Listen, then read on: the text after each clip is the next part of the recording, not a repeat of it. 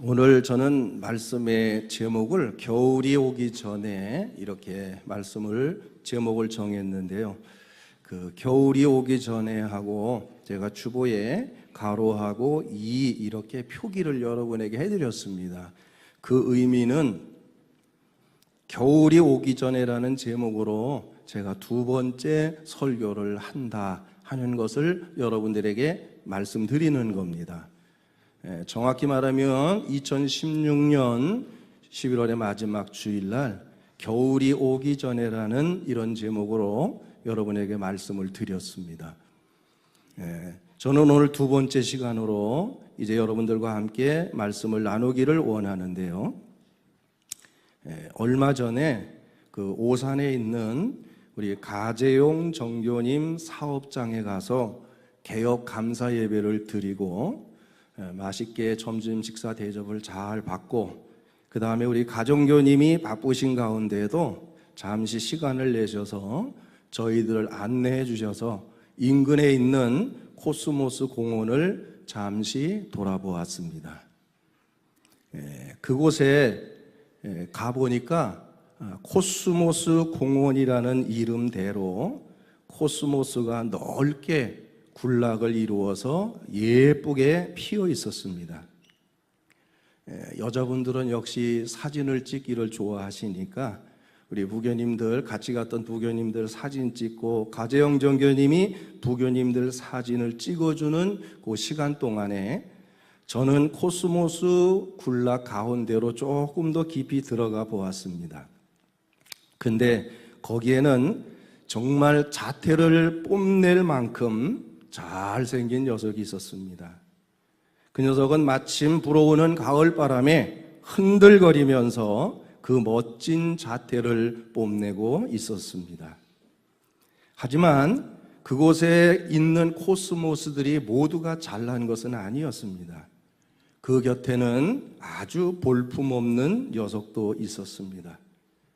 그리고 동료들과는 멀찌감치 떨어져서 마치 왕따를 당한 듯 외롭게 피어있는 한 녀석도 눈에 띄었습니다. 그곳의 코스모스들은 제각기 내가 제일 잘났다고, 그래서 나를 쳐다보아 달라고, 나만 바라보아 달라고 나에게 손짓하는 것 같이 보였습니다.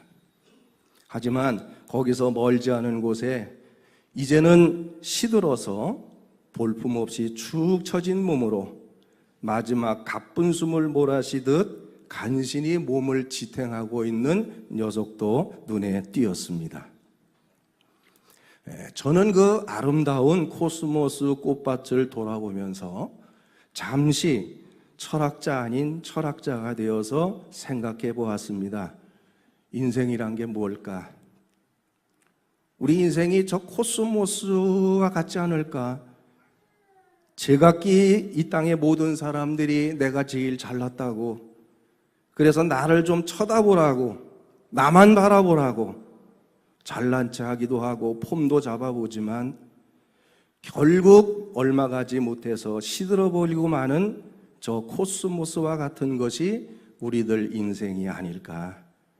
잘난 사람도 못난 사람도 결국은 겨울 찬바람 앞에 시들어버리는 코스모스 같이 우리 인생 겨울에 찬바람이 불어올 때 시들어버리고 마는 것이 우리 인생인데, 뭐가 그리 잘났다고, 무엇이 그렇게 똑똑하다고 오만한 것일까? 그런 생각을 하면서 그날 나는 코스모스 밭에서 철학자가 되었고 코스모스들은 나에게 철학 선생님이 되어 주었습니다. 2018년을 시작한 것이 바로 엊그제의 일과 같이 생각이 되는데 어느 사이엔가 벌써 11달 지나보내고 오늘 우리는 11월의 마지막 주일을 맞이하게 되었습니다. 이제 우리에게 남은 달력은 단 한 장뿐입니다. 성큼 겨울이 우리에게 다가왔습니다. 요즘 강원 산간 지역이나 또 경기 북부 지역에서는 이미 얼음이 얼었다라는 뉴스도 듣게 되는데 정말 성큼 겨울이 우리 곁에 다가왔음을 실감하게 됩니다. 예로부터 우리 인생을 4분에서 4계절로 비유한 그러한 말들이 많이 있었죠. 그래서 20대까지의 나이를 봄으로 비유했죠. 이때는 성장기라고 말하기도 하고 활기로 가득 찬 시기로 어떤 사람이 되어야 할 것이냐 하는 결단과 번민을 되풀이하는 시기라고 이렇게 비유를 했습니다. 나아가 30, 40대는 여름으로 비유해서 한참 열정적으로 일하는 성숙기라고 했고, 그리고 50대, 60대는 열매를 거두는 가을로 비유하고 그 이유를 인생의 겨울로 비유해 왔습니다.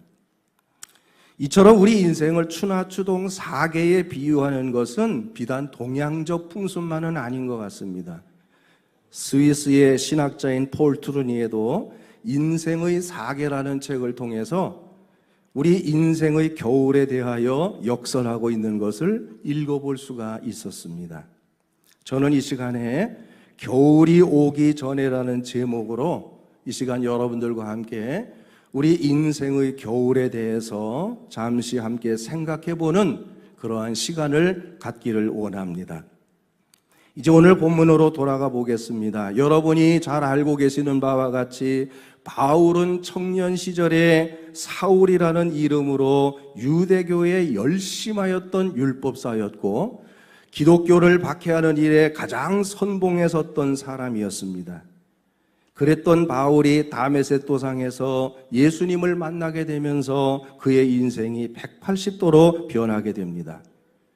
지금까지 자신이 그토록 핍박했던 예수를 위해서 이제는 자신의 전 생애를 바쳐서 결국은 순교의 길을 가기까지 이방의 위대한 전도자로 사도로 예수 그리스도의 복음을 전하는 일에 자신의 모든 것을 바쳤던 사람, 드렸던 사람이 바로 바울이었습니다.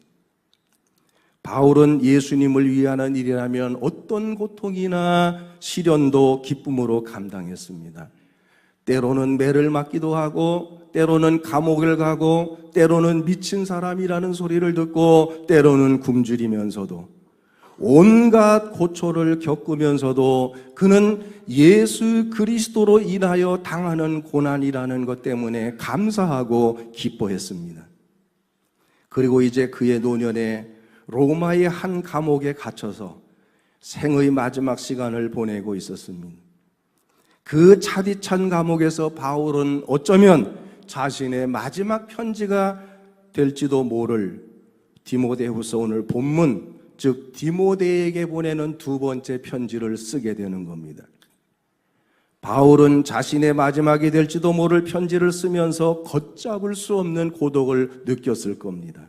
왜냐하면 바울에게 사형 언도가 내려졌고 이제 재판이 시작되어 사형으로 이제 집행이 되어지면 모든 게 다 끝나고 맙니다. 그런데 바울에게 사형 선고가 내려지게 되니까 그동안 바울을 따랐던 많은 사람들이 모두 다 바울 곁을 떠나가 버리고 맙니다. 4장 10절 이하의 말씀을 보게 되면 이렇게 기록이 되어 있습니다. 데마는 이 세상을 사랑하여 나를 버리고 데살로니가로 갔고 그레스게는 갈라디아로 디도는 달마디아로 갔고 이렇게 기록된 것을 볼 수 있어요. 바울에게 사형 선고가 내려지니까 그동안 바울을 따랐던 주변의 많은 사람들이 다 바울 곁을 떠나버리고 이제 홀로 감옥에서 마지막 시간을 맞이하고 있었던 겁니다. 바울은 자기에게 남은 시간이 얼마 되지 않는다는 사실을 생각하고 믿음의 아들이었던 디모데에게 무거운 마음으로 편지를 쓰는 겁니다. 디모데야, 내게 오라. 속히 내게로 오라. 겨울이 오기 전에 속히 오라고 그에게 글을 쓰고 있습니다. 바울이 디모데에게 겨울이 오기 전에 속히 오라고 당부를 한 데는 이유가 있습니다.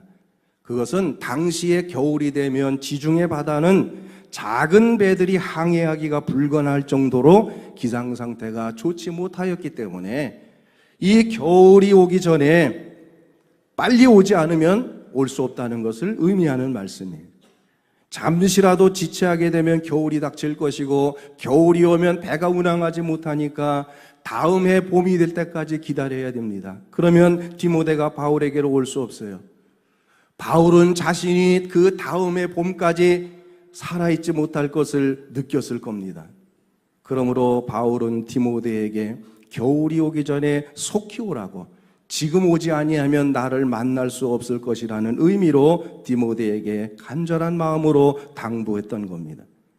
물론 우리는 디모데가 이런 바울의 편지를 받고 즉각적으로 바울이 있는 곳을 향하여 달려갔는지는 정확히 알 수 없습니다. 왜냐하면 그 이후에 디모데가 취한 행동에 대해서는 자세한 기록이 성경에 없기 때문입니다. 그러나 우리가 유추해 볼 때 분명 디모데는 바울의 편지를 받고 즉시로 바울에게로 달려갔으리라는 것을 의심하지 않습니다. 왜냐하면 디모데는 바울의 믿음의 아들이라 불릴 만큼 바울의 사랑을 받던 사람이고, 디모데는 바울을 누구보다도 존경했고 사랑했던 사람이었기 때문에 바울의 편지를 받는 즉시로 달려갔을 것으로 생각을 합니다. 그러나 가정을 해봅시다. 만약 디모데가 바울의 편지를 받고도 즉시로 로마로 향하지 아니하고 지금 나에게 바쁜 일이 있으니까 이것을 해놓고 가겠다라는 생각을 가졌다면 디모데는 다시는 바울을 만나지 못하였을지도 모릅니다. 우리 사랑하는 성도 여러분, 이와 같은 일들은 오늘을 살아가고 있는 우리들에게도 얼마든지 있을 수 있는 일이라는 것을 여러분 이 한 시간 기억할 수 있게 되기를 바랍니다. 지금 당장 하지 아니하면 영영 할 기회가 없는 일들이 있습니다.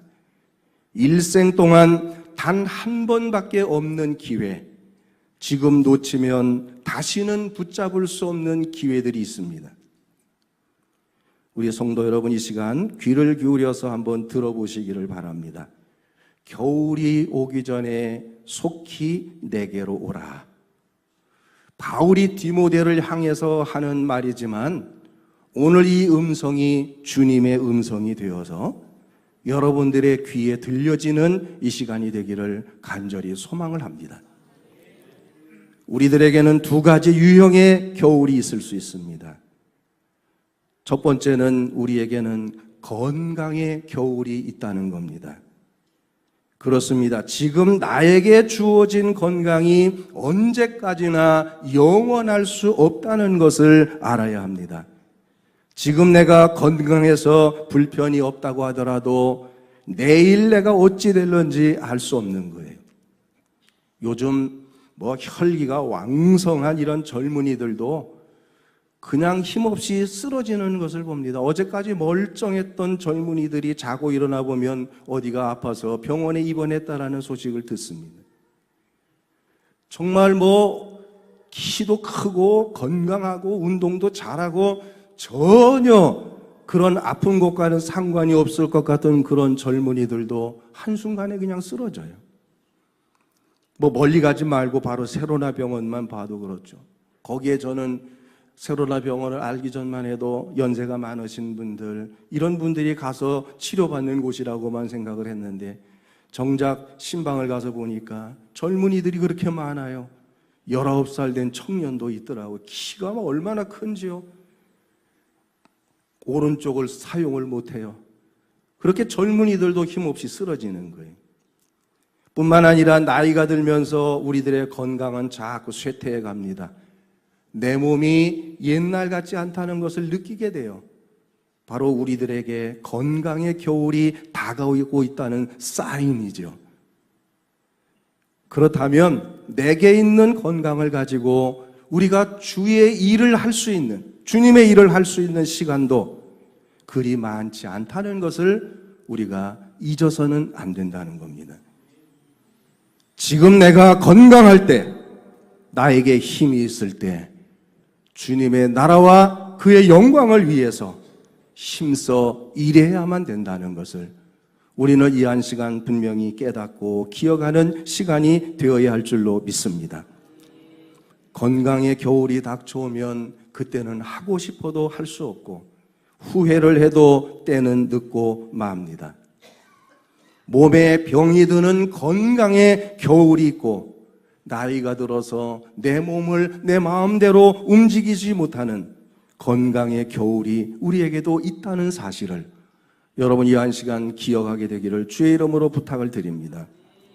어떤 것이든 몸의 건강의 겨울이 찾아오면 그때는 우리가 아무리 하고자 해도 할 수가 없습니다.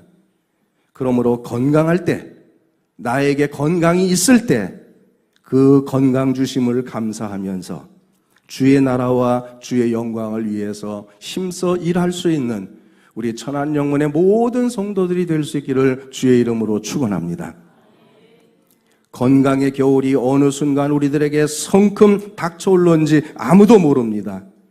그러므로 우리는 지금 내게 건강한 몸 주심을 감사하며 살아가야 될 줄로 믿습니다. 우리 사랑하는 천안영문의 성도 여러분, 우리의 건강은 영원할 수가 없는 거예요. 자신할 수도 없는 겁니다. 그러므로 건강할 때 건강의 겨울이 우리에게 다가오기 전에 주의 일을 위하여 힘쓰는 우리 천안영문 사랑하는 모든 성도들이 될 수 있기를 주의 이름으로 축원을 드립니다. 두 번째로 우리에게는 인생의 겨울이라는 것이 있습니다. 이 한 해도 우리가 사랑하는 사람들 중에 많은 사람들이 인생의 겨울을 맞아서 우리의 곁을 떠나갔습니다. 그런데 사람들이 어리석게도 인생의 겨울을 생각하지 아니하고 영원히 이 땅에서 살 수 있는 것처럼 생각하고 이 세상의 허황된 욕심을 따라서 그것들을 붙잡으려고 정신없이 달려가는 모습을 볼 수 있습니다. 여러분, 인생의 겨울은 나이 순으로 다가오는 것이 아닙니다. 인생의 겨울에는 순서가 없습니다. 언제 어떤 모습으로 인생의 겨울이 우리에게 성큼 다가올는지 아무도 알지 못합니다. 많은 사람들이 내일을 이야기합니다. 내일부터는 내가 열심히 하겠다고요. 내일부터는 내가 새 사람이 되겠다라고 말합니다. 오늘 하루만 더 즐기고 내일부터 새로운 마음으로 일하겠다라고 말합니다.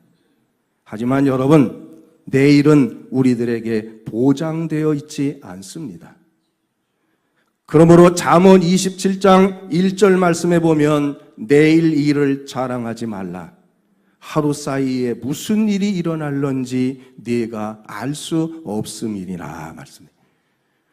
우리는 하루하루를 장담할 수가 없어요. 당장 내일 아침에 나에게 어떤 일이 일어날런지 우리는 아무도 모르고 있습니다. 그러므로 여러분, 내일이 중요한 것이 아니라 오늘이 중요하다는 사실을 깨닫게 되기를 주의 이름으로 축복합니다. 바로 지금이 중요합니다. 내 삶에서 후회 없는 삶이 되려면 지금부터 시작을 해야 됩니다. 내일이 아니라 지금부터, 지금 바로 이 자리에서부터 내가 결단해야 되고 새로운 삶을 살아가야 됩니다. 내일은 오늘 내가 무엇을 하느냐에 따라서 결정이 되기 때문입니다. 우리는 매일 아침 하나님께로부터 86,400초라고 하는 시간을 선물로 받습니다.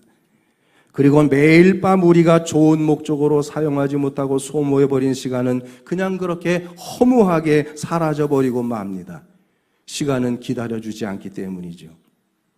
어제는 지나간 역사이고 미래는 아무도 알 수 없는 것이고 중요한 것은 바로 오늘, 지금, 현재 이것이 가장 중요하고 가장 귀한 것이라는 것을 여러분 이 한 시간 깨닫는 시간 되기를 주의 이름으로 축원을 드립니다. 영어에서 현재를 가리키는 단어가 프레젠트인데 놀랍게도 이 프레젠트라는 말은 또 다른 말로 쓸 때에 선물이라는 말로도 같이 사용이 됩니다. 현재라는 시간은 하나님이 우리에게 주신 선물이기 때문에 소중히 여기고 현재의 삶에 더욱 충실해야 된다는 말씀입니다. 우리 사랑하는 천안영문 성도 여러분, 그러므로 가장 귀한 순간은 바로 지금 현재라는 것을 기억하시고 바로 지금 현재의 시간에 충실할 수 있는 우리 모든 성도들이 될 수 있기를 주의 이름으로 부탁을 드립니다.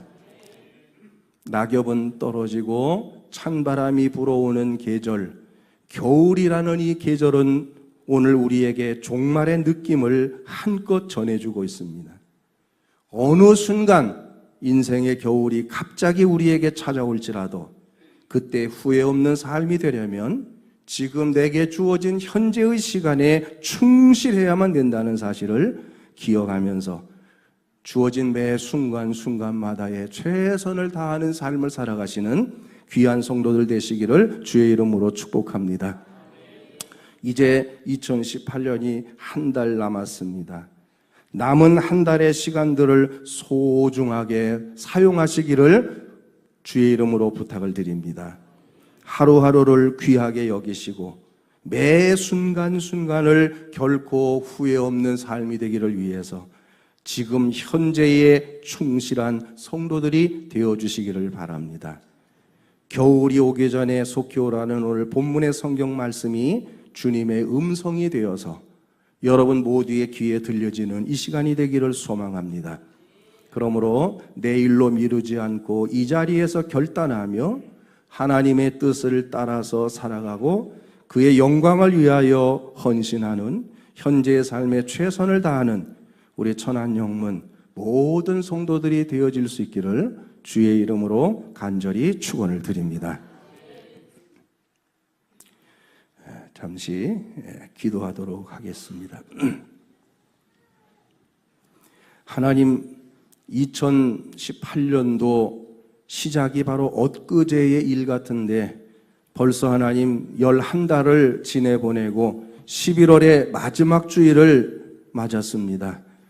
참으로 지나온 시간들 은혜 가운데에 살아왔음을 고백하며 이제 남은 한 달 부끄럽지 않은 삶이 되기 위해서 내게 주어진 시간 앞에 최선을 다하는 우리의 성도들이 되도록 주님이여 도와 주옵소서. 인생 겨울이 성큼 내게 다가오기 전에 매 순간에 충실함으로 후회 없는 삶이 되는 우리 성도들의 삶으로 축복해 주옵소서. 어리석게 이 세상의 것을 따라가고 욕심 부리는 자 되지 않도록만 주여 인도하여 주시옵소서. 거룩하신 하나님, 다시 한번 하나님 기도드립니다. 하나님께서 우리 이종호 부교님, 이선자 부교님 붙잡아 주시고 힘내고 일어날 수 있도록 성령님 저를 위로하여 주시옵소서. 하나님께서 특별히 이 시간 몸이 아픈 이들을 위해서도 하나님 저들을 찾아가 주시되 우리 오명근 부교님도 붙잡아 주셔서 하나님이여 좋은 결과 있게 하시고 수술도 잘 감당하도록 도와 주시옵소서. 예수님 거룩하신 이름으로 간절히 기도드리옵나이다. 아멘.